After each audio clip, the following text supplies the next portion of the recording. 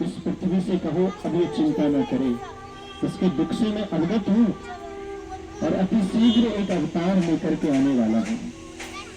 वसुदेव गृहे साक्षात् भवता सोमसूर्यो, मैं वसुदेव गृहे वसुदेव जी के यहाँ पुत्र बन करके आने वाला हूं और वहां आकर के पृथ्वी के ऊपर जितने अत्याचारी राजा हुए हैं सबका मैं दलन करूंगा। ब्रह्मा जी से सारी बातें कही, ब्रह्मा जी वहां से विदा हुए। कुछ समय के बाद पृथ्वी के ऊपर जो मथुरा नाम का मंडल है, उस मथुरा के राजा थे श्री उग्रसेन जी महाराज, और उग्रसेन के पुत्र थे कंस। कंस का चाचा था देवक, और देवक महाराज के पुत्र थे माता देवकी। देवकी कौन है? कंस की चचेरी बहन है।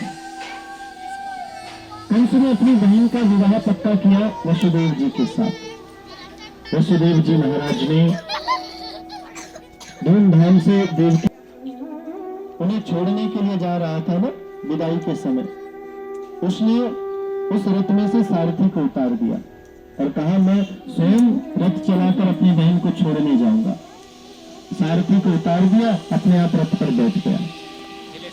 रथ हाथा, थोड़ा रथ आगे गया तो क्या हुआ, देवताओं ने देखा इस समय बड़ी गड़बड़ हो रही है, कुछ करना चाहिए।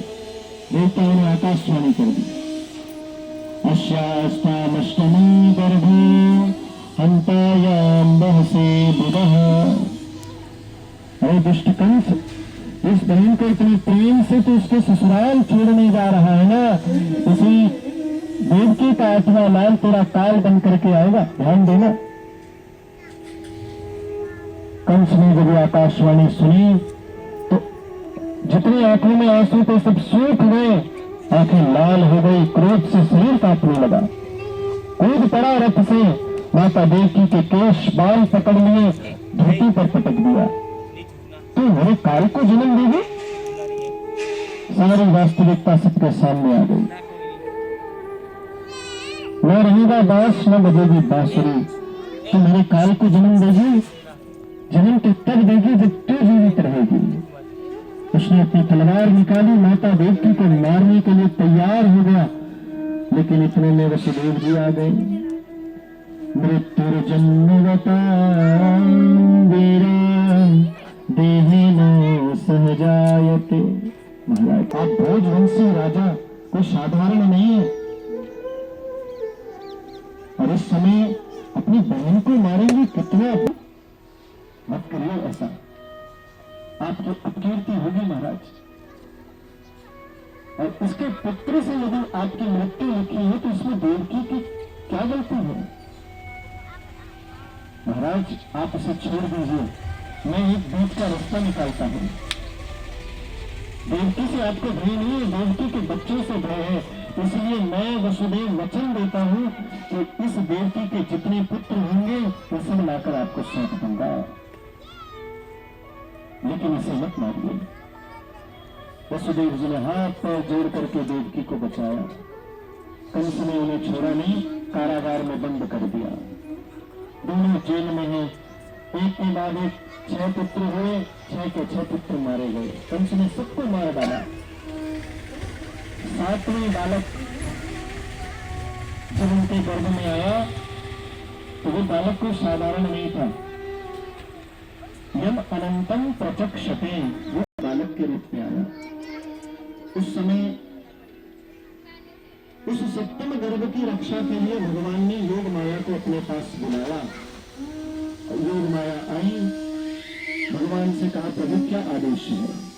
भगवान ने कहा देवी, उस समय माता देवकी के गर्भ में भगवान शेष का अवतार विराजमान है, तो उसे वहां से निकाल करके वसुदेव जी की दूसरी पत्नी है जो उस समय गोकुल में रहती है, उनका नाम है रोहिणी।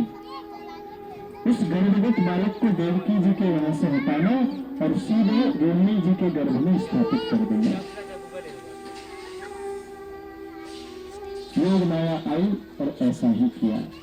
उसके बाद भगवान ने योग माया से कहा, हे योग माया, आगे चल करके तुम्हें भी यशोदा जी के गर्भ से जन्म लेना है।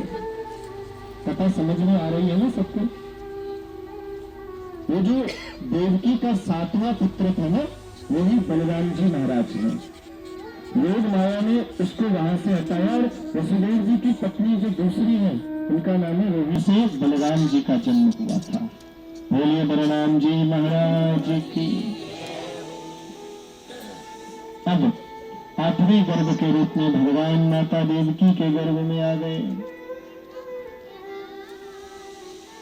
देखते देखते भगवान का अंश जब माता देवकी के गर्भ में आया, माता देवकी का मुख में प्रसन्नता छा गई।